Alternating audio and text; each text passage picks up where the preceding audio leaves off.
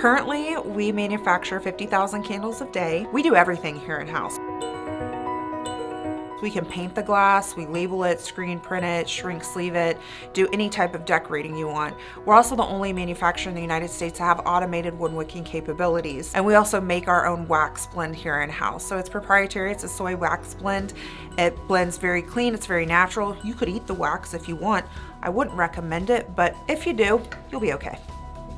We are proudly poured here in the United States, but 99.8% of all of our raw materials come from the United States of America. That's something that's really important to us, and we're finding out that that's really important for the end consumer as well.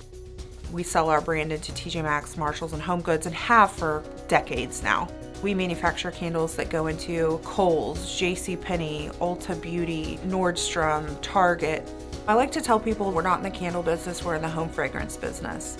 Fragrance is a very emotional buy. Like our tobacco vanilla reminds me of my grandpa's tobacco pipe growing up. And I think that's really exciting to tell that story through fragrance for different customers and build a business around fragrance.